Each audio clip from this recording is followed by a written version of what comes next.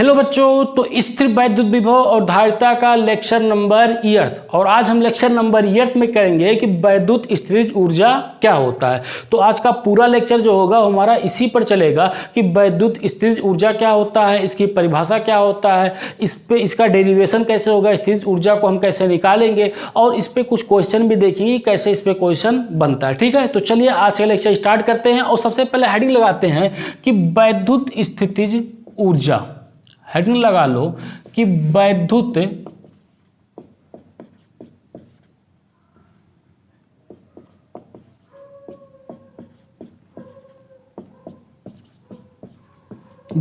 स्थितिज ऊर्जा, electric potential energy, इसको हम रिप्रेजेंट करेंगे यू से। वैद्युत ऊर्जा को जो रिप्रेजेंट किया जाता है ये यू से रिप्रेजेंट किया जाता है। ठीक है, अब जरा थोड़ा सा पिछला रिवाइज करते हैं कि ऐसे अगर ये मान लो यहाँ पर एक मैंने आवेश ले लिया है, एक आवेश हमने यहाँ पे प्लस क्यू ले लिया है। ठीक है, यहाँ से आर दूरी पर अगर पॉइंट पी पर हम यहाँ पर वैद्युत क्षेत्र निकालें तो हमारा वैद्युत क्षेत्र जो होगा ये ईपी बराबर होता है के Q divide by R square के बराबर होगा। ये तो होगा हमारा वैद्युत क्षेत्र। ठीक है, और अगर मैं इसी पॉइंट पर विभव निकालूं कि विभव कितना होगा तो वीपी बराबर हो जाएगा के क्यू डिवाइड बाई आर के होगा। और जहाँ पे ये हमारा क्यू जो होगा इसको हम कैसे रखेंगे, विथ साइन रखेंगे, यानी कि चिन्ह के साथ हम इसको रखेंगे। ठीक है, और अगर इसी पॉइंट पर अब हमें ये बोले कि बिंदु P पर जो हमारा प्लस क्यू आवेश से आर दूरी पर स्थित है, इस पे वैद्युत स्थितिज ऊर्जा निकाल लो तो वैद्युत स्थितिज ऊर्जा जो U होगा ये U हमारा 0 के बराबर होगा, यानी कि वैद्युत स्थितिज ऊर्जा क्या होगा, 0 के बराबर होगा। तो यहां से निकल के आता है कि हमारा वैद्युत स्थितिज ऊर्जा एक आवेश के लिए परिभाषित नहीं है। तो वैद्युत स्थितिज ऊर्जा को निकालने के लिए हमें एक आवेश नहीं चाहिए, आवेशों का निकाय चाहिए, यानी कि एक चार्ज नहीं चाहिए, सिस्टम ऑफ चार्ज चाहिए। यानी कि यहाँ पे जो हमारा U निकलेगा ये U तभी निकलेगा जब हम यहाँ पे एक आवेश की जगह पर आवेशों का निकाय रखेंगे, आवेशों का निकाय लेंगे, यानी कि एक से अधिक आवेश लेंगे, यानी कि उनका सिस्टम बनेगा, तब वहां पर हमारा वैद्युत स्थितिज ऊर्जा परिभाषित होता है। अगर मैं एक आवेश के लिए वैद्युत स्थितिज ऊर्जा पूछूं तो एक आवेश के लिए वैद्युत स्थितिज ऊर्जा परिभाषित नहीं है। तो इस चीज को याद रखो कि वैद्युत स्थितिज ऊर्जा जो होगा वो हमारा एक पॉइंट के लिए परिभाषित नहीं होता। तो इस चीज को लिख लो कि वैद्युत स्थितिज ऊर्जा, वैद्युत स्थितिज ऊर्जा एक आवेश के लिए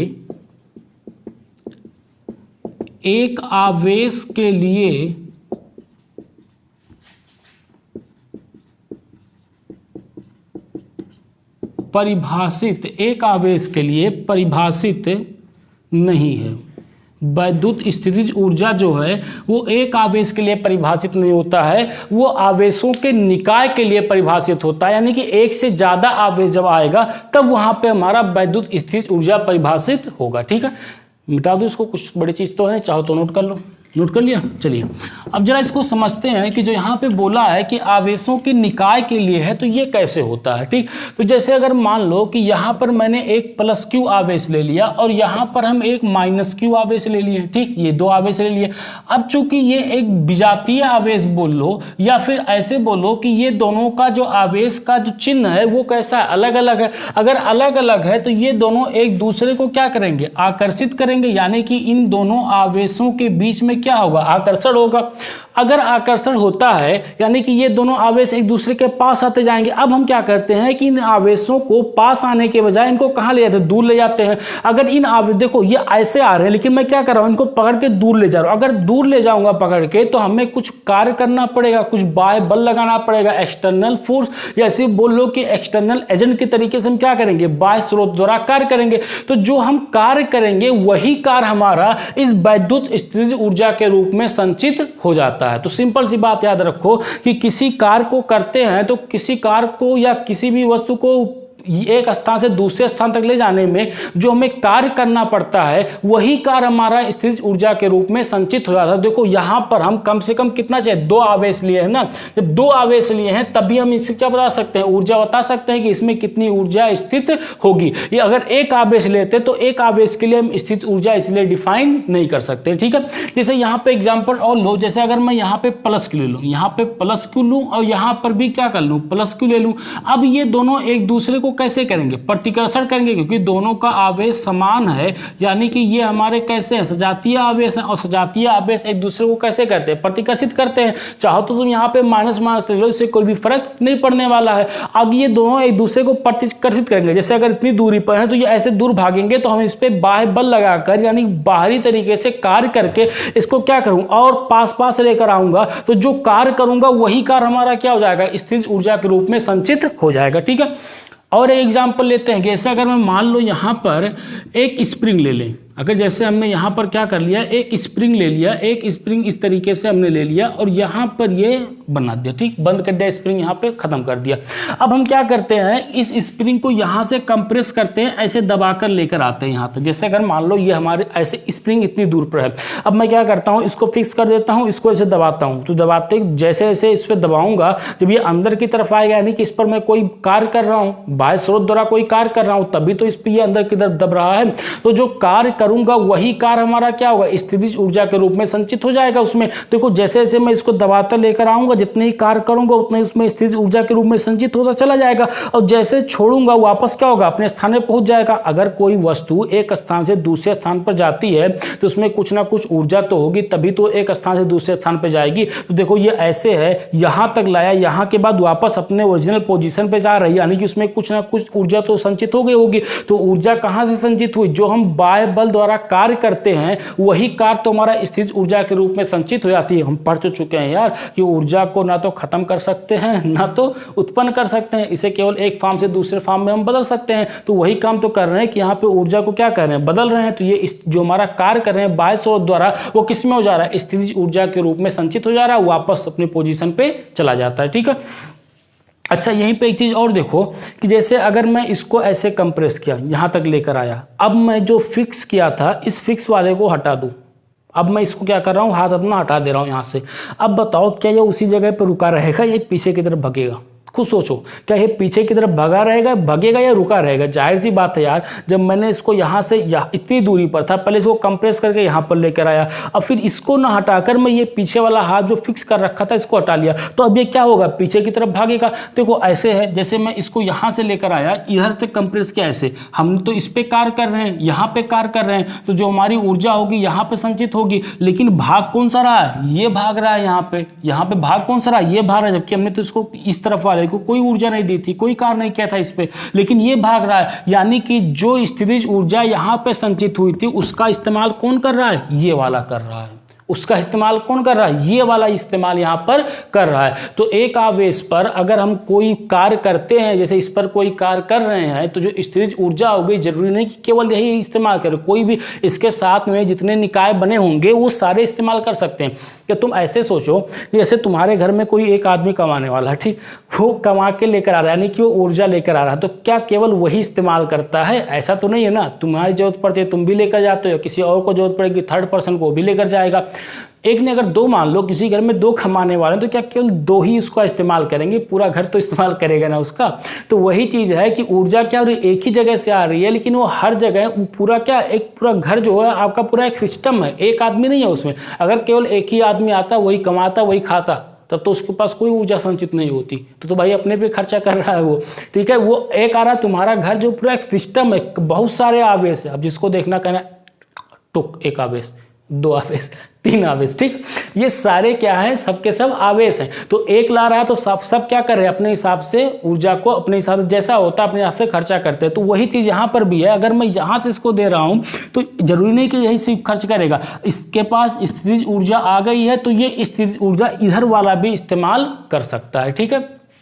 तो यही हमारी क्या है, वैद्युत स्थितिज ऊर्जा है। तो सिंपल सा बात यहाँ पे यह है कि बाह्य बल द्वारा किया गया कार्य स्थितिज ऊर्जा के रूप में संचित हो जाती है। तो यहाँ पे एक लाइन लिखो कि बाह्य बल द्वारा किया गया कार्य, बाह्य बल द्वारा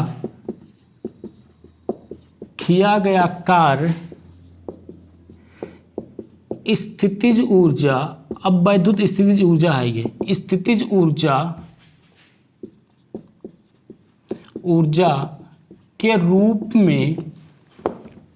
के रूप में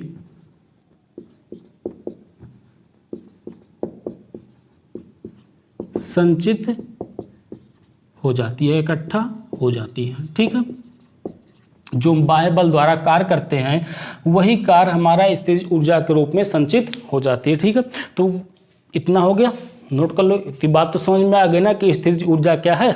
चलिए अब घर पे सबको बोलना, एक आवेश, दो आवेश, छोटा वाला आवेश, बड़ा वाला आवेश, हो गया ना। चलिए देखो, अब इसकी जो परिभाषा है इस तरीके से डिफाइन नहीं किया गया इसको, है तो मतलब यही काम जो कर रहे हैं हम, यही पूरा काम उसमें भी करेंगे कि किसी वस्तु को एक स्थान से दूसरे स्थान तक ले जाने में जो हमें कार्य करना पड़ता है वही कार्य हमारा स्थितिज ऊर्जा के रूप में संचित हो जाता है। तो इसको देखो इस तरीके से डिफाइन करता है कि जैसे यहाँ पर मान लो कि एक, यहाँ पर हम इन्फानाइट, सबसे पहला काम तो ये करता है कि हम इन्फानाइट पे भाग के आते हैं कि इन्फानाइट पे आगे एक आवेश यहाँ पे Q1 ले लिया, एक आवेश यहाँ पे Q2 ले लिया। ठीक, अब इन दोनों आवेशों को अनंत से उठाकर यहाँ पर लेकर आता है और इनको एक निकाय के रूप में रख देता है। जैसे यहाँ से Q1 को उठाकर लेकर आया, यहाँ पे रखा, ठीक, Q2 को उठाकर लेकर आया, यहाँ पे रखा, इनके बीच की दूरी कुछ हो जाएगी तो Q1 को उठाकर लेकर यहाँ आया और Q2 को उठाकर लेकर यहाँ, यानी कि अनंत से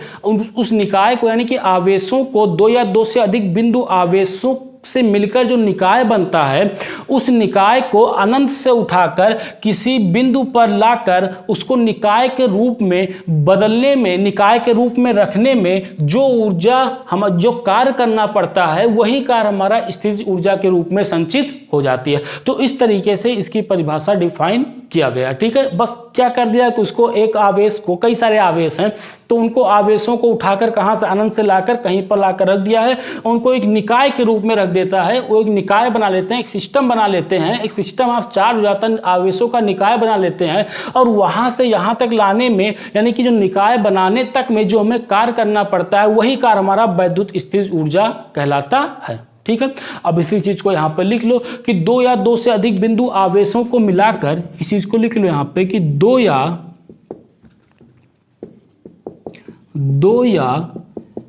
दो से अधिक बिंदु आवेशों को मिलाकर, दो या दो से अधिक बिंदु आवेशों को मिलाकर बने निकाय की वैद्युत स्थितिज ऊर्जा, बने निकाय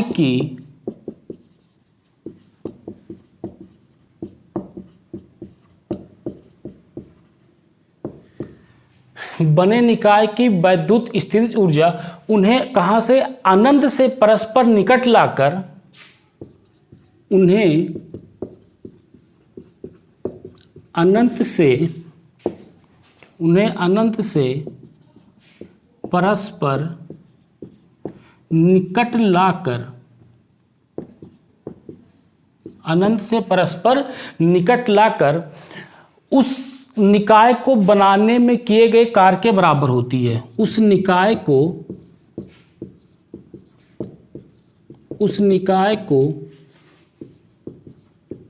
बनाने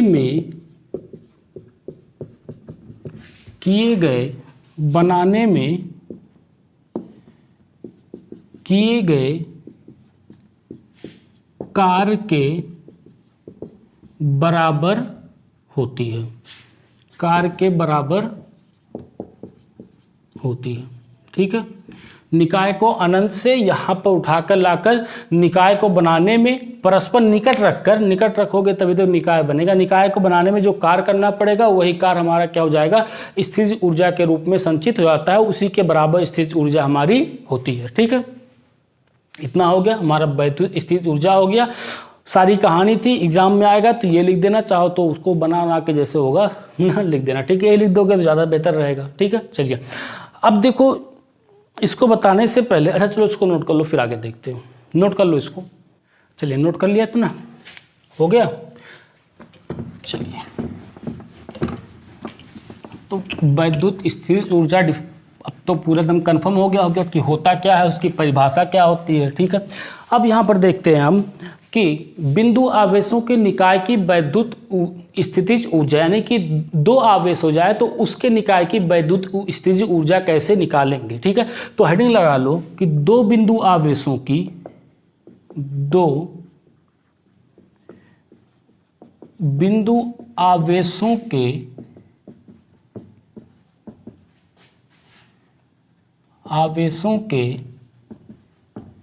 निकाय की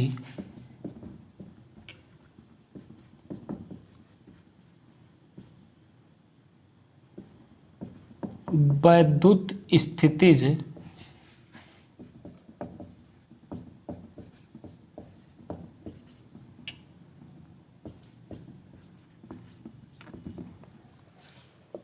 दो बिंदु आवेशों के निकाय की वैद्युत स्थितिज ऊर्जा। कोई दो बिंदु आवेश लेते हैं तो उसके निकाय की वैद्युत स्थितिज ऊर्जा कैसे निकालेंगे। देखो एक तरीका तो है, सिंपल सा बता दूंगा, उससे भी निकल जाएगा। लेकिन एक दूसरा तरीका लेके चलते हैं जो कि हमारा एस.सी. वर्मा में दिया हुआ। एस.सी. वर्मा साहब ये कहते हैं कि हमेशा कभी भी पोटेंशियल एनर्जी यानी कि वैद्युत स्थितिज ऊर्जा डिफाइन नहीं है, difference of potential energy defined है। यानी कि अगर हमसे ये पूछे कि कोई ये कहे कि यू बताओ तो ये डिफाइन नहीं है। हमारा जो डिफाइन होता है वो डेल्टा यू डिफाइन होता है। जो यहाँ पे डिफाइन है वो डेल्टा यू डिफाइन है, और डेल्टा यू बराबर यानी चेंज इन पोटेंशियल एनर्जी हमेशा डिफाइन होता है, पोटेंशियल एनर्जी कभी भी डिफाइन नहीं होता है। ठीक है, तो यहाँ पर देखो चेंज इन पोटेंशियल एनर्जी जो होगा ये होगा हमारा U फाइनल माइनस का U इनिशियल, और ये जो होगा ये होगा माइनस W संरक्षी बल यानी कि कंजर्वेटिव फोर्स के बराबर होता है। U final minus U initial जब विभव निकाले थे तो ये हमारा किसके बराबर, संरक्षी बल के बराबर आया था। ठीक है, यानी कि कोई भी कंजर्वेटिव फोर्स ले लो, जैसे यहाँ पे संरक्षी बल जो है, संरक्षी बल क्या होता है, जो हमारा इनिशियल और फाइनल पोजीशन पे डिपेंड करता है, कि प्रारंभिक और अंतिम बिंदु पर डिपेंड करता है। जैसे अगर मान लो कि पॉइंट ए है, पॉइंट बी है, यहाँ से यहाँ तक जाने में जितना वर्क करना पड़ेगा, यहाँ से ऐसे जाओ चाहे ऐसे जाओ, चाहे ऐसे जाओ चाहे ऐसे जाओ, अगर बीच वाले रास्ते पर डिपेंड नहीं करता है, केवल फाइनल पोजीशन यानी कि प्रारंभिक स्थान और अंतिम स्थान पर डिपेंड करता है, तो हमारा क्या कहलाता है, संरक्षी बल कहलाता है।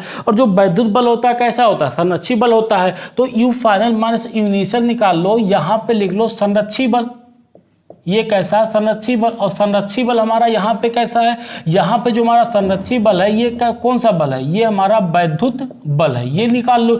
या फिर इसका हम रिवर्स निकाल लें कि माइनस जो हो जाएगा, ये माइनस है तो प्लस का हो जाएगा W बाह्य स्रोत द्वारा, बाह्य स्रोत द्वारा जो कार्य किया जा रहा है। ठीक है, अच्छा ये चीज तभी हमारी सही होती है जब हमारा डेल्टा ई हो जाए वो 0 के बराबर हो जाए, यानी कि वैद्युत इस चीज को बता भी चुका हूं एक बार कि हमारी जो गतिज ऊर्जा होती है वो गतिज ऊर्जा में कोई भी परिवर्तन नहीं होता है, तब वहां पर हम इस चीज को लगा सकते हैं। ठीक है, जहां पर वैद्युत क्षेत्र में हमारी स्थितिज ऊर्जा में कोई भी परिवर्तन नहीं होगा तो वहां पर हम क्या करेंगे, इस चीज को लगाएंगे। या ऐसे भी करते थे कि इसको हम बहुत धीरे धीरे लेकर जाते हैं ताकि उसकी गति में परिवर्तन ना हो, उसकी गतिज ऊर्जा में परिवर्तन ना हो। तो वही वाली कहानी यहाँ पर है, हम इसको इसी चीज से लेकर चलेंगे कि डेल्टा यू बराबर you final minus you initial, ये जो होगा ये हमारा W बाह्य स्रोत के बराबर होगा। इसको इसलिए लेकर चल रहे हैं यहाँ पर, यही चीज हम लगाएंगे। चाहो तो उसको नोट कर लो, यहाँ से नोट कर लिया। चलिए इसको इसलिए लगाएंगे क्योंकि जब तुम ये याद रखोगे कि हमारी पोटेंशियल एनर्जी डिफाइन नहीं है, change in potential energy define है, तो इससे जो अच्छे क्वेश्चन होंगे वो सारे क्वेश्चन तुमसे हिल जाएंगे। नहीं कि ड्राइव करने का तरीका तो मैं ऐसे ही बता दूंगा यार, कोई दिक्कत नहीं है, ऐसे भी हो जाएगा सिंपल, सभी लास्ट में ही बता दूंगा। ठीक है, अभी जो हमारा मेन तरीका जिससे और भी सारी चीज़ें डिफाइन होती है उस चीज़ को देखो। जैसे यहाँ पर मान लो कि एक हमारा आवेश Q1 है, R दूरी पर यहाँ पर एक आवेश हमारा Q2 है। ठीक, ये हमारा कितना है, Q2 है। ये पॉइंट जो दे रखा है ये पॉइंट हमारा P दे रखा है। अब कह रहा है कि इस पे ये बताओ कि पोटेंशियल कितना होगा, यानी कि इस पे स्थितिज ऊर्जा कितनी होगी। तो इस पे जो स्थितिज ऊर्जा होगी ये U बराबर हो जाएगा KQ1 Q2 divide by R के बराबर होता है। जो स्थितिज ऊर्जा होती है ये हमारी KQ1 Q2 divide by R के बराबर होता है। Q1 Q2 जो होता है विद साइन रखते हैं।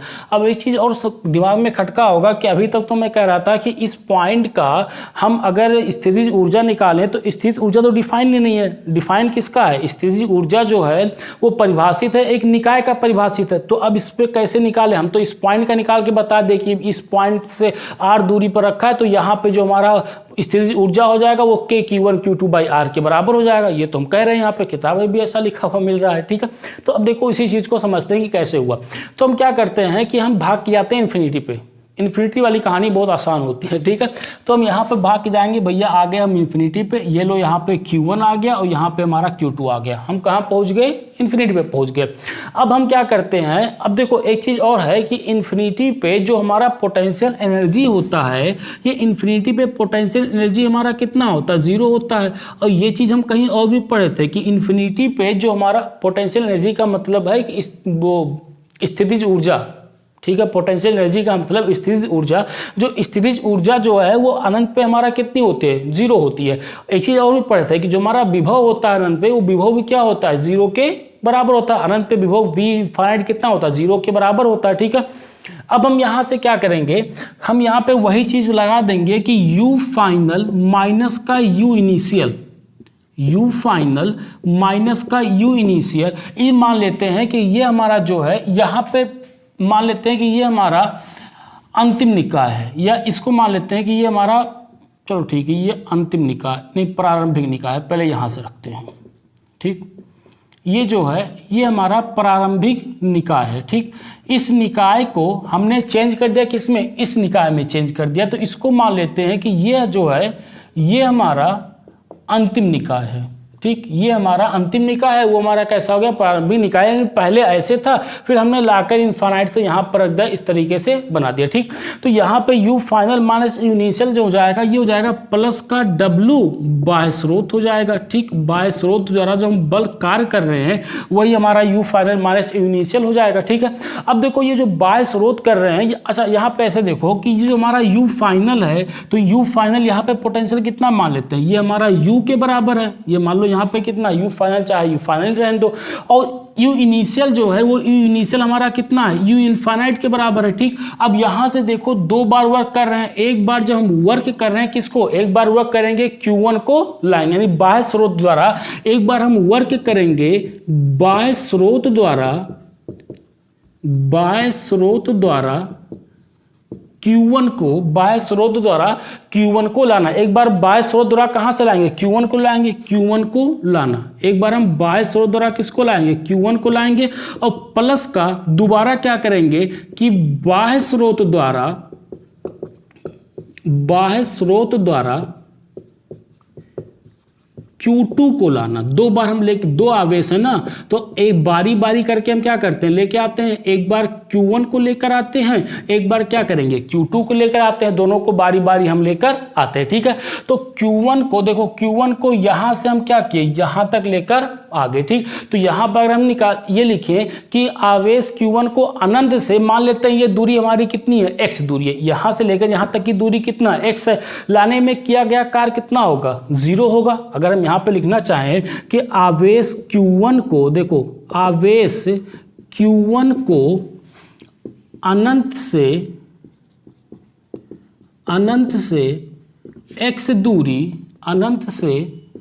x दूरी लाने में किया गया कार्य, अनंत से Q1 को जब लाते हैं तो लाने में किया गया कार्य, देखो W बाह्य स्रोत Q1 को लाने में कितना हो जाएगा? 0 के बराबर हो जाएगा। अब ये 0 कैसे होगा? देखो यहाँ पे, देखो अभी यहाँ पर ये आवेश Q2 को भूल जाओ, यहाँ पे कुछ नहीं, ये खाली रखा हुआ, ये ऐसे है, यहाँ पे कुछ नहीं है। हम क्या कर रहे हैं? Q1 को उठाकर यहाँ पर लेकर आ रहे हैं। जब हम यहाँ पर जाएंगे, हम पूछेंगे भाई Q1 चलोगे? कहेगा नहीं चलेंगे। हम क्यों जाएं भाई, चाय पी लो। अरे ठीक है चलो, Q1 को लेकर आएंगे तो ये Q1 तो आएगा नहीं पहले, ठीक। पहले तो ये कहेगा कि भाई हम न्यूटन के नियम से अगर हम स्थिर अवस्था में हैं तो हम क्या रहेंगे? स्थिर अवस्था में रहेंगे। हम काहे मूव करना चाहेंगे? तुम कहेंगे भाई ऐसा करो, तुम पे छोटा सा बल लगा दिए, छोटा सा बल लगाया। अब यहाँ पर हम ये मान के चलते हैं कि इसकी चाल में कोई भी परिवर्तन नहीं हो रहा है, इसका जो घर्षण बल है वो भी 0 है, नो फ्रिक्शन है, कोई भी फ्रिक्शन यहाँ पर नहीं हो रहा। तो यहाँ पर थोड़ा सा बल लगाएंगे तो थोड़े से बल से क्या करेगा? भागता भागता आएगा यहाँ पे। अब यहाँ पे तो कोई रोकने वाला भी नहीं है, तो क्या करेंगे? यहाँ भी टुक से बल लगा कर रोक देंगे इसको। यानी यहाँ से इधर मारा टक से, इधर से यहाँ मारा टक से, ये क्या हो गया? रुक गया। तो ये बताओ, यहाँ से यहाँ तक आने में कोई बल लगाना पड़ा, इस पर कोई कार्य करना पड़ा? छोटा सा बल हमने यहाँ पे दिया, कोई रोकने वाला था नहीं, कोई फ्रिक्शन भी नहीं है, कुछ भी ना। अगर घर्षण बल होता तब भी क्या करता? कुछ घर्षण बल लगा के रुकता, लेकिन ऐसा कुछ है नहीं। हम यहाँ पे मान के चलते हैं कि घर्षण बल नहीं है, यहाँ पे ये मान के चलते हैं कि नो फ्रिक्शन है, ठीक है, यहाँ पे कोई भी हमारा घर्षण बल नहीं है, कुछ घर्षण बल नहीं है यहाँ पे। तो छोटा सा हमने छोटा सा इतू सा यहाँ पे कार्य किया, बल लगाया, फटाक से आ गया, यहाँ पर आ गया। ठीक, ये तो हमारा अब छोटा सा है तो इसको क्या मान लेते हैं, ये हमारा Q1 बराबर कितना हो गया, 0 हो गया। ठीक, तो अब यहाँ पर देखो ये तो Q1 का तो आसानी से निकल गया। अगर हम Q2 को लेकर आए, जब हम Q2 को लेकर आएंगे यहाँ से r दूरी पर, यहाँ पर देखो यहाँ से r दूरी पर, यहाँ पर हमें क्या करना है, Q2 को लेकर आना है, यहाँ से Q2 को लेकर आना है। जब Q2 को लेकर आएंगे तो अब देखो ये पहले से एक मौजूद है, हम मान लेते हैं कुछ समय के लिए ये आवेश कैसा है, प्लस है, उधर भी जितने आवेश है सारे कैसे हैं, प्लस हैं। अब जब ये प्लस है हम इसको Q2 को लेकर आएंगे तो Q1 क्या करेगा, इस पर Q2 पे बल लगाएगा, थोड़ी कहेगा कि भाई आ जाओ तुम आसानी से। अगर ये अपोजिट चार्ज होता तो कहता भाई आ जा आसानी से, क्योंकि सेम चार्ज है इसलिए क्या करेगा, कहेगा भागो यहाँ मत आओ।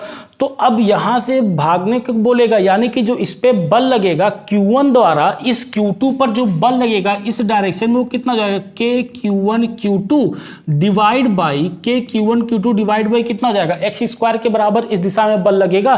तो उसके अब हमें यहाँ पर देखो ये Q1 जो होगा इस Q2 पर क्या लगाएगा, बल लगाएगा जैसे ही आना चाहेगा।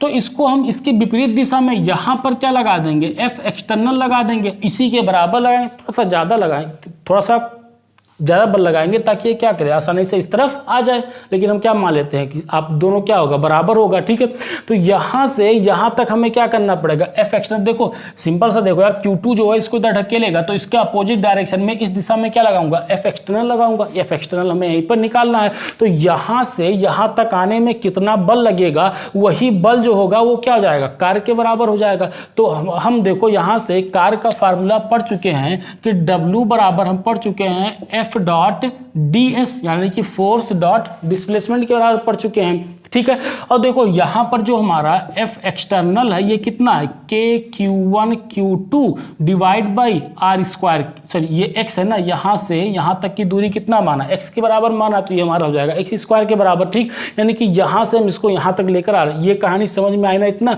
कि इधर हम KQ1 Q2 बाई x² क्यों लग रहा है, क्योंकि ये भी प्लस मान लेते हैं, ये भी प्लस मान लेते हैं। तो ये जब Q2 आएगा यहाँ पे तो Q1 तो आने नहीं देगा, तो इसको बल लगाएगा इस दिशा में। तो इस दिशा में जब बल लगाएगा तो इसको लाने के लिए इसकी विपरीत दिशा में हमें क्या करना पड़ेगा, F बाह्य यानी F एक्सटर्नल फोर्स हमें यहाँ पर लगाना पड़ेगा।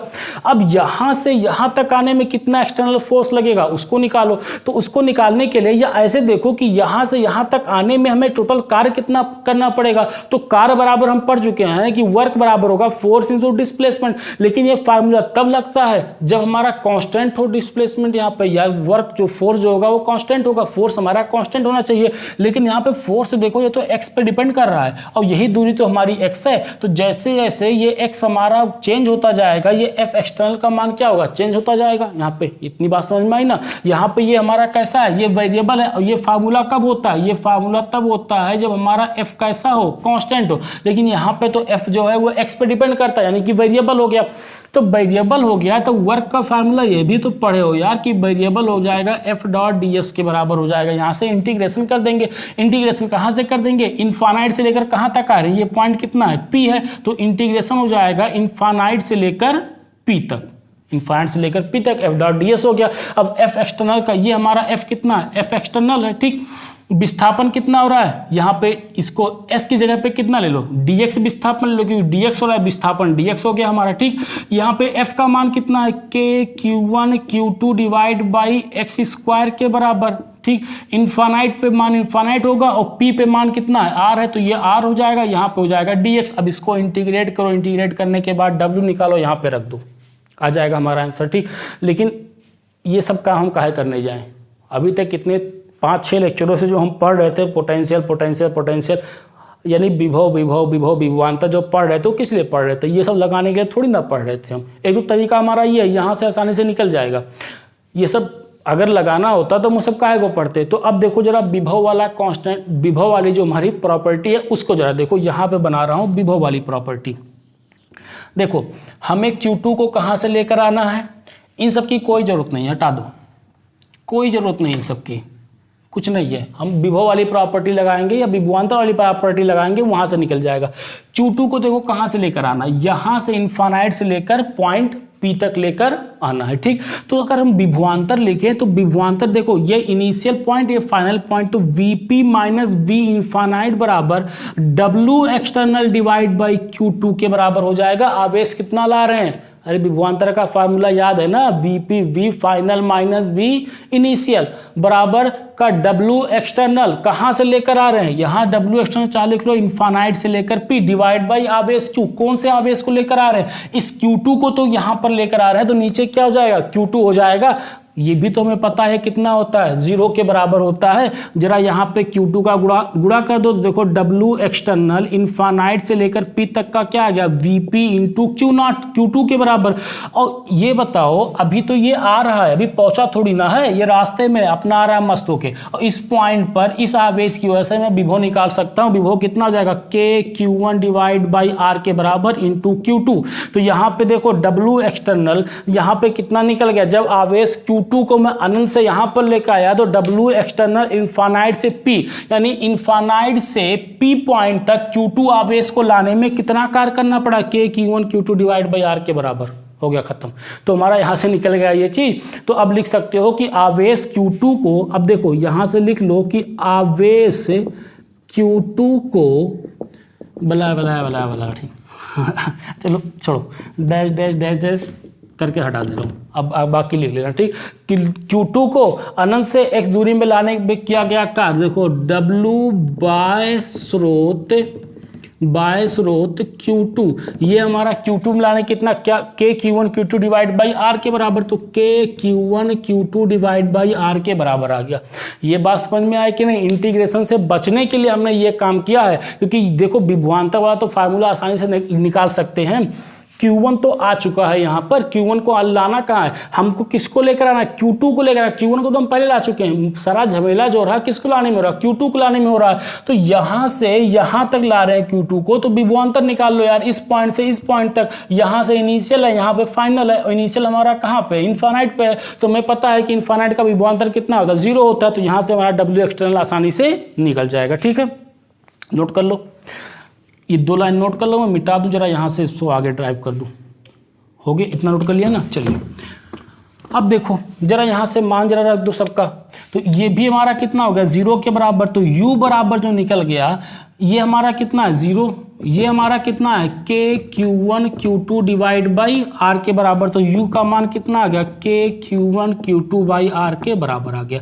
यहाँ पे जो Q1 Q2 होगा इसको हम कैसे रखेंगे, विथ साइन रखेंगे। तो इस तरीके से देखो हमारा प्रूफ हो गया, ये कोई गड़बड़ नहीं है, कोई गलत नहीं है, कोई गलत नहीं कर सकता है इसको, एकदम सही, 100% सही है ये। हमने क्या किया, उस तरीके से नहीं किया, देखो किताबों में अक्सर वैसे ही लिखा हुआ मिलेगा, अभी मैं बता रहा हूँ वो तरीका भी, लेकिन हमने उस तरीके से ना करके हमने क्या किया, इस तरीके से किया, तब भी हमारा सही है, कोई गलत यहाँ पर नहीं, एकदम 100% सही है, ठीक है। चलिए हमने यहाँ पे विभवांतर लगाया, क्योंकि भाई हम पढ़ चुके हैं, तो काहे को पढ़े हैं भाई, काम पढ़ चुके हैं तो उसका कहीं ना कहीं इस्तेमाल तो करेंगे नहीं। चलिए नोट कर लो, अगला तरीका बता रहा हूँ, जल्दी से नोट कर लिया। बस यहाँ पे एक छोटा सा चीज़ याद रखना, बहुत ही इंपॉर्टेंट चीज़ है कि हमारा पोटेंशियल नहीं डिफाइंड है, पोटेंशियल एनर्जी नहीं डिफाइंड है, हमारा difference of potential energy defined है, ठीक है। ये हम नहीं कह रहे हैं भाई साहब, ये हम SC वर्मा साहब कह रहे हैं, एक नाव किताब खोल के पढ़ लो, ठीक है। तो देखो सिंपल सा काम क्या करना है, अब भी वही चीज़ है कि इसको मैं वहाँ से यहाँ तक लेकर आ रहा हूँ। तो आवेश, दूसरा तरीका है कि आवेश Q1 को यहाँ से लेकर आऊँगा तो हमें कोई वर्क नहीं करना पड़ेगा। तो W इन्फानाइट से यहाँ तक लेकर आओगे इस पॉइंट तक, या इसको नाम दे दो W1। तो W1 जो हो जाएगा यहाँ से लेकर यहाँ तक, W1 जो होगा वो हमारा कितना हो जाएगा, 0 के बराबर हो जाएगा। फिर वही चीज़ लिख लो कि आवेश Q1 को यहाँ x दूरी पर लाने पर कार्य कितना होगा, W1 बराबर 0 हो जाएगा, ठीक। इसको मान लेते हैं W2, तो W2 जब निकालेंगे तो W2 हो जाएगा हमारा इंटीग्रेशन, कहाँ से, W2 कहाँ से ला रहे हैं, इन्फानाइट से लेकर पॉइंट P तक लेकर आ रहे हैं। तो इन्फानाइट से लेकर पॉइंट P तक, अब देखो इधर हमारा फोर्स कितना लग रहा है, वही पूरी कहानी है, K Q1 Q2 by R के बराबर। इधर जो हमारा बल लग रहा है K Q1 Q2 बाई अच्छा सर, ये दूरी हमारी x है ना, तो ये दूरी हमारी कितना हो जाएगा, x के बराबर x स्क्वायर। तो इधर हम f एक्सटर्नल कितना लगाएंगे, f एक्सटर्नल वही इसके बराबर लगाएंगे। तो ये हमारा कितना है, f एक्सटर्नल इंटू dx के बराबर, विस्थापन कितना है, dx मान लेते हैं, छोटा सा विस्थापन dx हो रहा है यहाँ पे, ठीक है। अब देखो f एक्सटर्नल यहाँ पे लगा रहे हैं, तो f एक्सटर्नल कितना जाएगा, k q1 q2, ये यही चीज़ है, q1 इस पे q2 पे कितना बल लगा, k q1 q2 by x square के बराबर, जो यहाँ पे बताया था ना वही सारी कहानी यहाँ पे करना है। अब ये पूरा प्रोसेस यहाँ पर लिख लेना, ठीक। तो देखो W ये इन्फानाइट, देखो इन्फानाइट पे मान इन्फानाइट है और P पर मान कितना हो जाता है, R हो जाता है। F एक्सटर्नल कितना, K Q1 Q2 divide by x square, और यहाँ पे कितना है, dx है। देखो यहाँ से बाहर क्या निकलेगा, K Q1 Q2 बाहर निकल जाएगा, integration 1/x square, 1/x square का इंटीग्रेशन कितना होता है, ये होता है माइनस का 1/x के बराबर होता है, ठीक है। अच्छा एक काम और कर लो यहाँ पे कि देखो ये हमारा इस तरफ फोर्स लगा रहा है, हम F एक्सटर्नल क्या करें, इसके विपरीत कर रहे हैं, तो यहाँ पे क्या कर लो, एक माइनस का चिन्ह लगा लो, तो यहाँ भी माइनस लग जाएगा एक चिन्ह, और एक चिन्ह क्या लग जाएगा, यहाँ भी एक माइनस का चिन्ह हमारा लग जाएगा, ठीक। 1/x का x स्क्वायर का इंटीग्रेशन होगा -1/x, और यहाँ पे लिमिट लग जाएगा इन्फानाइट से लेकर r तक का, ठीक। इन्फानाइट से लेकर r तक का लिमिट लग जाएगा, तो -k q1 q2 upper limit रखो तो -1/r, और माइनस का लोअर लिमिट रखोगे तो लोअर लिमिट रखोगे तो 1/इन्फानाइट के बराबर। 1/इन्फानाइट का मान कितना होता है, 0 होता है। ये माइनस का गुणा इधर हो जाएगा तो जाएगा k q1 q2 divide by r के बराबर आ जाएगा। ये हमारा वर्क डन किसका आ रहा है, इन्फानाइट से लेकर P तक का आ रहा है, और किसको लाने में वर्क डन करना पड़ा है, ये Q1 को मान लो, ये Q1 है और ये हमारा क्या है, Q2 है, ठीक। अब जो वर्क कर रहे हैं इन दोनों को यहाँ से यहाँ तक लाने में जो वर्क कर रहे हैं वही तो हमारी क्या होगी, वैद्युत स्थितिज ऊर्जा के रूप में संचित हो जाएगी। तो एक लाइन लिख दो कि आवेश Q1 और Q2 को अनंत से r दूरी पर लाकर एक निकाय बनाने में किया गया कार्य वैद्युत स्थितिज ऊर्जा के बराबर होगा। अब ये लाइन लिख देना यहाँ पे, ठीक है। तो वैद्युत स्थितिज ऊर्जा U बराबर कितना हो जाएगा, W1 हो जाएगा, ठीक। W1 ये किसकी वजह से, Q1 की वजह से, Q1 का आवेश है, प्लस W2 ये किसका आवेश है, Q2 का आवेश है, ठीक। तो W1 0 और Q2 कितना है, K Q1 Q2 divide by r, इसको r के बराबर। तो U बराबर कितना निकल जाएगा, K Q1 Q2 by r के बराबर निकल जाएगा, ठीक। इस तरीके से भी इसको ड्राइव कर देते हैं, कोई मुश्किल काम नहीं है। लेकिन मैं इस तरीके से प्रीफर इसलिए नहीं किया था क्योंकि वो वाली कहानी ज़्यादा इंपॉर्टेंट है। तुम चाहो तो ऐसे भी कर लो, कोई दिक्कत नहीं, ये चित्र बना देना, इस तरीके से कर देना, ये W1 W2 वाली कहानी लिख देना, लास्ट में एक कहानी लिख देना कि Q1 Q2 आवेश को अनंत से r दूरी पर लाकर निकाय बनाने में किया गया कार्य स्थितिज ऊर्जा के रूप में संचित हो जाएगा। तो U बराबर जाएगा W1 प्लस W2 बराबर हो गया यार, खत्म, ठीक है। चलिए नोट कर लो, इसको नोट कर लिया।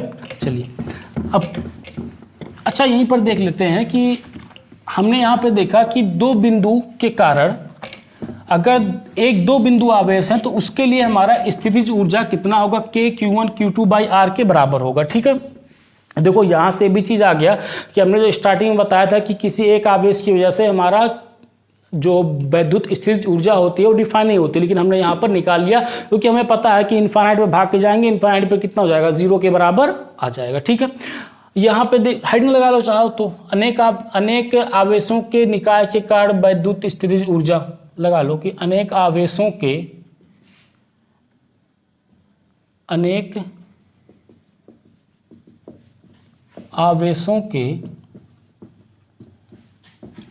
निकाय के कारण, भाई किसी को राइटिंग ना समझ में आ रही हो यार तो बोल रहा हूँ तो उससे लिख लो कि अनेक आवेशों के निकाय के कारण स्थितिज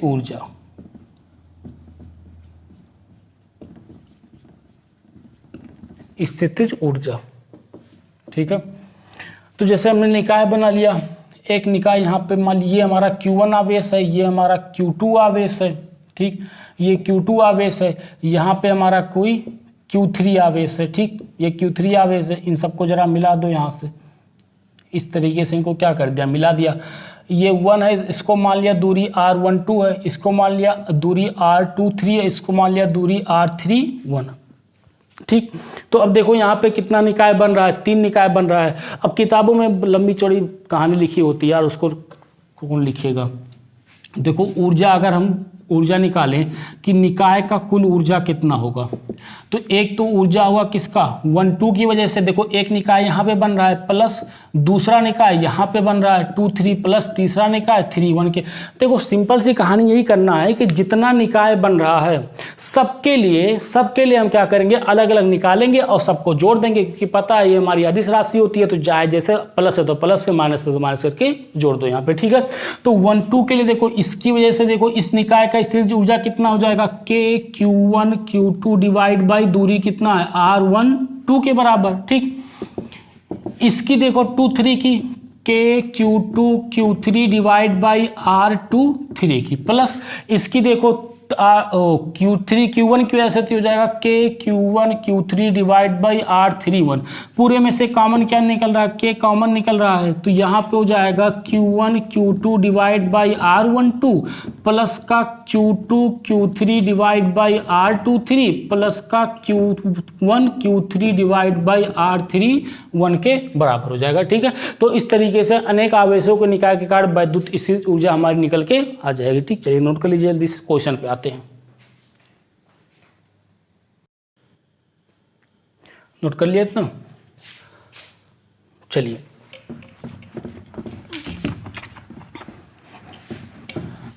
अब देखते हैं इस पे क्वेश्चन। सबसे पहला क्वेश्चन, एक आसान सा क्वेश्चन लेता हूं। ये दिया हुआ है,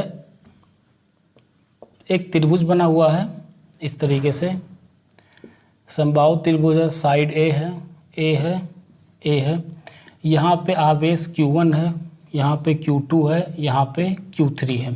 कह रहा है कि स्थितिज ऊर्जा निकालिए पूरे निकाय का।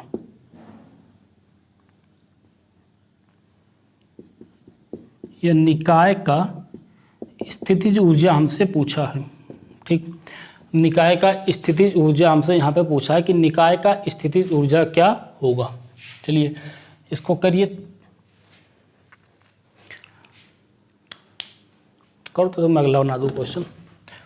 यहाँ पे एक इस तरीके से दे रखा है, हमारा वर्ग दे रखा है, ये साइड ए है, साइड ए है, साइड ए है।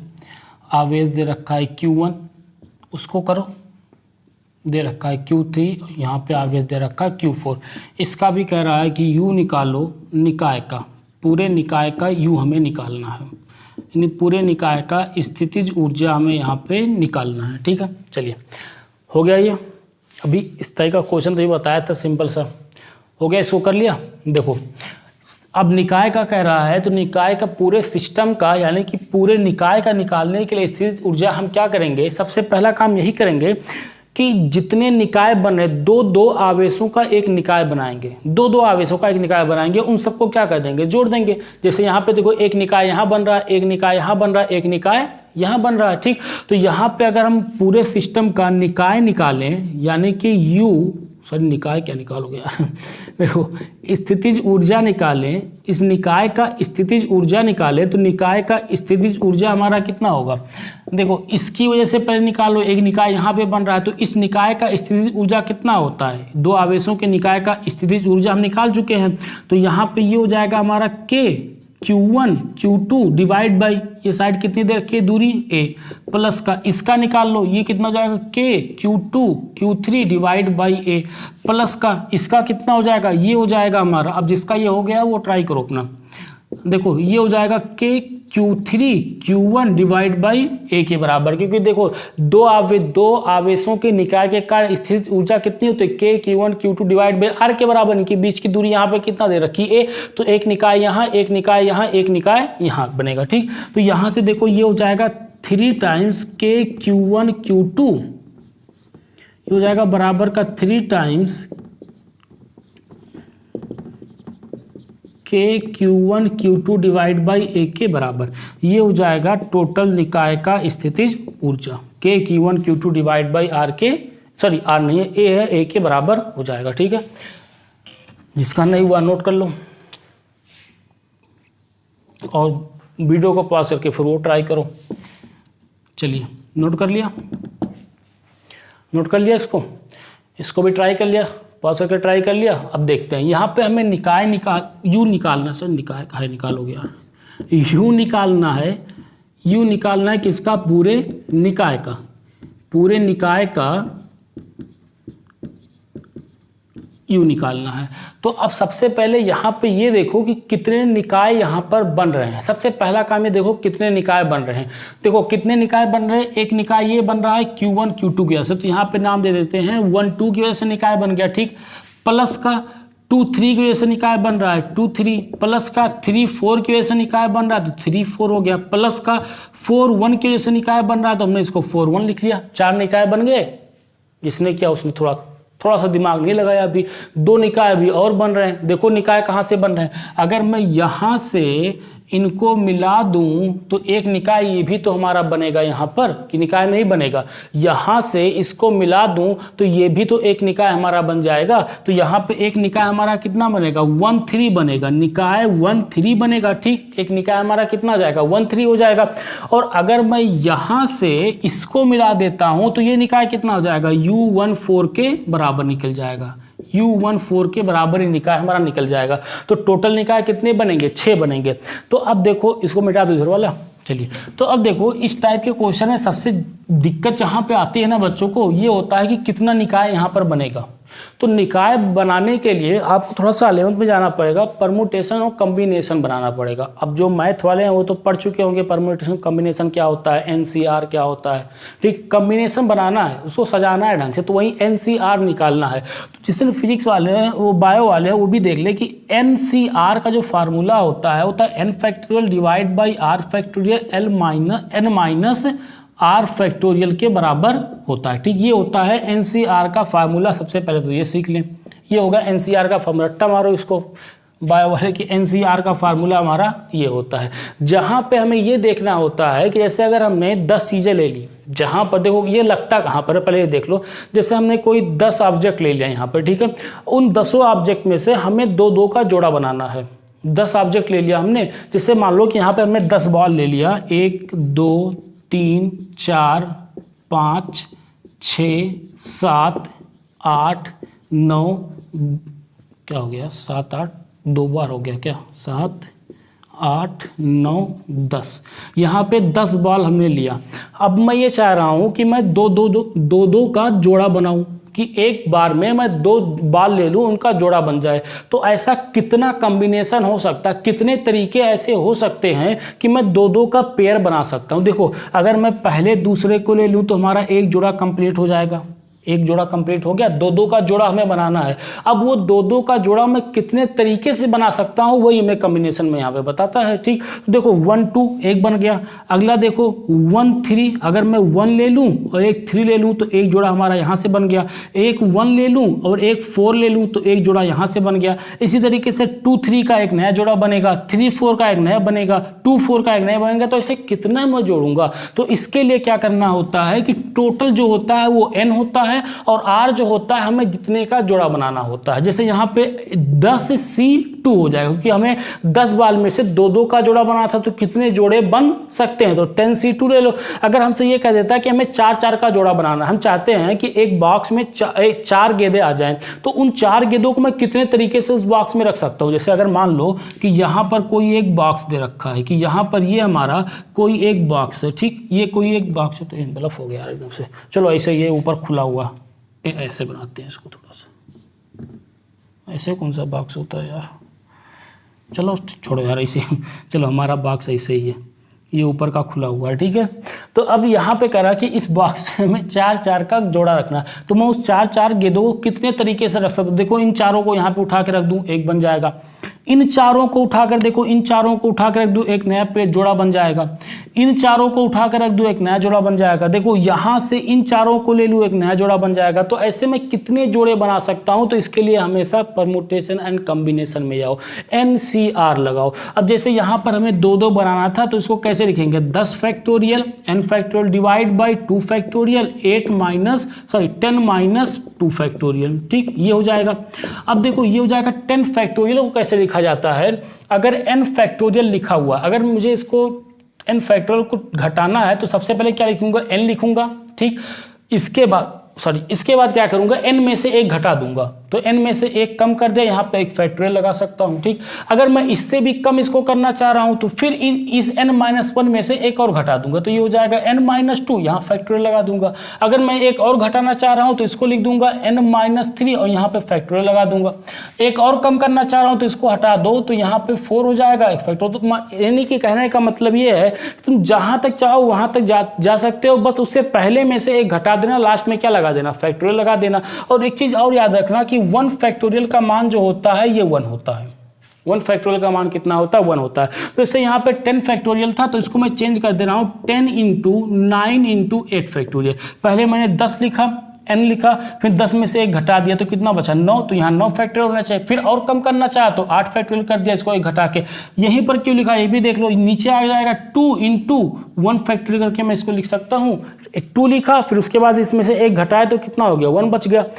10 में से 2 जाएगा तो कितना बचेगा, 8 फैक्टोरियल। अब देखो ये 8 फैक्टोरियल से 8 फैक्टोरियल कैंसिल आउट हो जाएगा, तो यहाँ से बनेगा 10 गुणे, अच्छा यहाँ भी काट दो तो ये हो जाएगा 5 हो जाएगा, तो ये हो जाएगा 5 × 9। नीचे एक फैक्टोरियल का मान कितना होगा, 1 होगा, तो 9 बचे 45 का मान कितना होगा, 45। यानी कि अगर मैं 2 का जोड़ा बनाना चाहूँ तो 45 जोड़े मैं इसमें बना सकता हूँ। ठीक है, लिखना चाहो तो लिख लो इसको। इसी तरीके से अगर मैं 4 का बनाना चाहूँ तो 4 का बनाऊंगा तो 10c4 करूंगा, तो देखो यहाँ पे हो जाएगा 10 factorial divide by 4 factorial into 10 - 4 factorial. ठीक, उसी फार्मूले में रख रहा हूँ। फिर इसको हटा रहा हूँ, 10 factorial into 9 × 8 × 7 × 6 factorial divide by 4 factorial को तो 4 × 3 × 2 × 1 फैक्टोरियल इंटू कितना हो जाएगा, 6 से 6 यहाँ से कैंसिल हो जाएगा। ठीक, यहाँ से देखो ये 4 बनेगा, यहाँ से कैंसिल हो जाएगा, ये 3 तरीका कितना हो जाएगा, 9 हो जाएगा। ठीक, तो यहाँ से देखो ये कितना बन जाएगा। अब इन सबका आपस में गुणा कर दो, जो आएगा उतने जोड़े हम यहाँ पर बना सकते हैं, 4 के इतने पेयर हम यहाँ पर बना सकते हैं। ठीक है, चलिए, तो इस तरीके से हम क्या करते हैं, कॉम्बिनेशन का इस्तेमाल करते हैं। तो यहाँ पे हमें 2 का बनाना है तो हमेशा क्या करेंगे, 2 का निकालेंगे। तो यहाँ पे कितना पेयर बनेगा, अगर हमें पेयर निकालना है तो देखो टोटल कितने हैं, 4 आवेश हैं, तो ऊपर कितना हो जाएगा, 4 हो जाएगा। कितने का कॉम्बिनेशन बनाना है, 2 का बनाना है, तो यहाँ पे नीचे क्या कर देंगे, 2 कर देंगे, तो ये कितना हो जाएगा, 4 फैक्टोरियल। इसी फार्मूले से ओपन कर रहा हूँ, डिवाइड बाई 2 फैक्टोरियल 4 - 2 फैक्टोरियल। ठीक, तो 4 फैक्टोरियल को ऐसे ही रहने दो, चाहो तो या तो लिख लो 4 × 3 × 2 फैक्टोरियल। ठीक, डिवाइड बाई 2 फैक्टोरियल इंटू 4 - 2 कितना हो जाएगा, 2 फैक्टोरियल, 2 से 2 क्या हो जाएगा, कट जाएगा यहाँ से। ठीक, तो 4 × 3 डिवाइड बाई 2 फैक्टोरियल क्या लिख दो, 2 × 1 फैक्टोरियल, यहाँ से 1 कट जाएगा तो कितना बचेगा, 2, 3 दूना कितना हो जाएगा, 6, और यहाँ से 1 फैक्टोरियल का मान 1, तो 6 इसका मान कितना आ गया, 6। यानी कि अगर 4 आवेश दिए हुए हैं और मैं 2 का कॉम्बिनेशन बना रहा हूँ तो कितने कॉम्बिनेशन बनेंगे, 6। देखो कितने बन रहे हैं, 2, 2, 4, 2, 6 कॉम्बिनेशन बन रहे हैं यहाँ पे। तो पहले अगर ऐसा क्वेश्चन मिल रहा है तो सबसे पहले कॉम्बिनेशन निकालो कि कितने कॉम्बिनेशन बनेंगे, उसके बाद तो कहानी आसान है यार, 2 का निकालना है। तो यहाँ पे देखो अगर निकालना चाहो तो U12 कितना हो जाएगा, देखो निकाय का इसके आगे तो हो ही जाएगा ना यार। U12 का यहाँ से यहाँ तक का 2 बिंदु आवेशों के निकाय की वजह से स्थित वैद्युत ऊर्जा K Q1 Q2 divide by R के बराबर। R का मान कितना दे रखा है, A दे रखा है। फिर K Q2 Q3 divide by A कि इसके लिए हो जाएगा 3 4 के लिए हो जाएगा K Q3 Q4 divide by, देखो बचोगे कहाँ से, यहाँ पे इसके लिए। तो अब देखो इनके बीच की दूरी निकाल लो ना यार, ये इनके बीच की दूरी हो जाएगी। अब देखो ये 90 डिग्री होगा, ये A है ये A है, तो पाइथागोरस लगा दो। तो पाइथागोरस लगाओगे तो कितना हो जाएगा, √2a के बराबर निकल जाएगा ये। अरे पाइथागोरस लगा दो यार, ये 90 है, इसको थीटा मान लो चाहे इसको थीटा मान लो, ये कितना आएगा, √2a के बराबर है। अब इतना आना चाहिए यार, आप 12th में पहुंच चुके हो। ठीक है, √2a के बराबर हो जाएगा। इनकी बीच की दूरी कितना हो गया, √2a के बराबर हो जाएगा। तो अगर मैं यहाँ से 13 निकालूँ तो 13 का मान कितना हो जाएगा, K Q1 Q3 divide by √2a के बराबर हो जाएगा। ठीक है, नोट कर लीजिए, अगला क्वेश्चन देखते हैं। नोट कर लिया, चलिए ये NCR वाला क्लियर हो गया ना कि NCR और NPR की जरूरत नहीं पड़ेगी यहाँ पे, केवल NCR से ही काम पड़ जाएगा तुम्हारा। CR मत सोचना, NCR है। ठीक है, चलिए अब तो ये कुछ ऐसे हो गया, थोड़ा लिखित रूप में लो। देखो सिंपल सा है, कह रहा है कि 2 आवेशित कणों में प्रत्येक पर, चलो बना दे रहा हूँ यार, सिंपल सा कर ले जाओगे, कोई मुश्किल क्वेश्चन नहीं है। एक आवेश यहाँ पे दे रखा है, दूसरा आवेश यहाँ पर दे रखा है। कह रहा है कि आवेशित कणों प्रत्येक पर आवेश दे रखा है 2 × 10⁻⁻⁵ कूलम। माइक्रो कूलाम कर लो, माइक्रो कूलाम दे रखा है।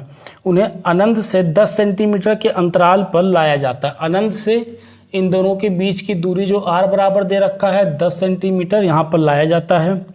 इस प्रक्रिया में वैद्युत स्थितिज ऊर्जा में वृद्धि ज्ञात कीजिए, यानी कि वैद्युत स्थितिज ऊर्जा हमें ज्ञात करना। ठीक है, ट्राई करना चाहो जल्दी से ट्राई कर लो। ये दिया हुआ है Q1 दिया है, Q2 दिया हुआ है, इनके बीच की दूरी r दे रखा है।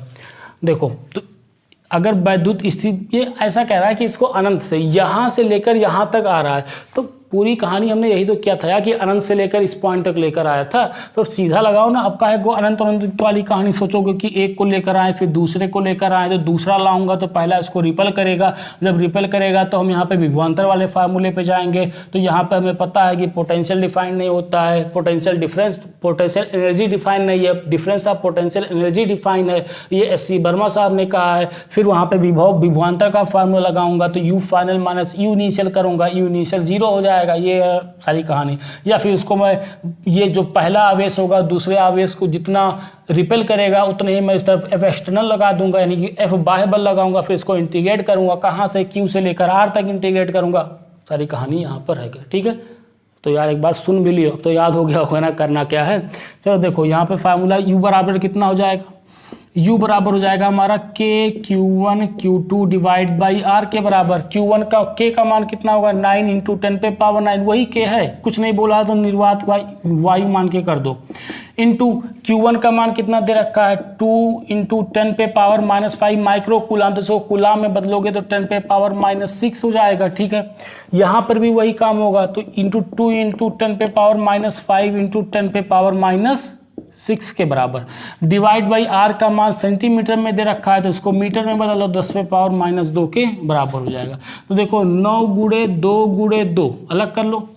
ठीक है, 10 पे पावर -9, 10 पे पावर -5 -6, सबका आधार समान है, सबको जोड़ डालो तो ये हो जाएगा हमारा 9 गुणे 2 गुणे 2 गुणे 10 पे पावर, ये हो जाएगा 9 और 5 6 5 कितना होगा 11, यहाँ भी आएगा -11। ठीक, यहाँ भी -11, तो -11 कितना हो जाएगा -22 हो जाएगा, तो -22 डिवाइड बाई 10 गुणे 10 पे पावर -2 है, तो ये कितना 10 पे पावर -1 लिख लूँ, दोनों का आधार समान तो घात जुड़ जाएगा, 10 पे पावर -1, इसको जरा ऊपर लेके जाओ तो ये हो जाएगा 9 गुणे 2 दूना 4 गुणे 10 पे पावर 9 -22, ऊपर जाएगा तो कितना हो जाएगा 10 पे पावर 1, दोनों का आधार समान है, फिर से जोड़ दूँ तो यहाँ पे +1 कर दे रहा हूँ, तो 9 चौक कितना हो जाएगा 36 गुणे 10 पे पावर 9 1 10, 10 में से 22 जाएगा, कितना बचेगा -12 जूल के बराबर। तो 36 गुणे 10 पे पावर -12 जूल के बराबर इस पे वर्क, इसका स्थितिज ऊर्जा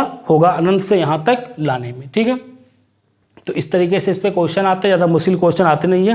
मुश्किल क्वेश्चन थोड़ा सा वही बनता है जो यहाँ पे हमारा थोड़ा डायग्राम बना के दिया रहेगा। ये देखो उस डायग्राम को ऐसे भी लिख सकता है, ये कह रहा है कि एक वर्ग है जिसकी भुजा A है या जिसकी भुजा B है, कुछ भी दे रखा है, या यह कह रहा है कि एक वर्ग है जिसकी भुजा दे रखा है 10 सेंटीमीटर दे रखा है, भुजा की लंबाई 10 सेंटीमीटर। देखो उसी क्वेश्चन को कर सकता है लिखित रूप में भी, 10 सेंटीमीटर है जिस पर आवेश है Q1 बराबर 2 गुणे 10 पे पावर -4 माइक्रो कूलाम, Q2 बराबर 4 गुणे 10 पे पावर -5 10 पे पावर -5 माइक्रो कूलाम, Q3 बराबर दे रखा है -2 गुणे 10 पे पावर -4 कूलाम माइक्रो कूलाम, सब अक्सर माइक्रो कूलाम में मिलेगा तुम्हें। और Q4 दे रखा है कि 1 गुणे 10 पे पावर -6 माइक्रो कूलाम, कह रहा है कि इस निकाय की वैद्युत स्थितिज ऊर्जा निकालिए। तो सबसे पहले देख लो कितना बन रहा है। अच्छा, यहीं पे क्वेश्चन ऐसा भी बन सकता है कि जैसे मैंने ये दे दिया,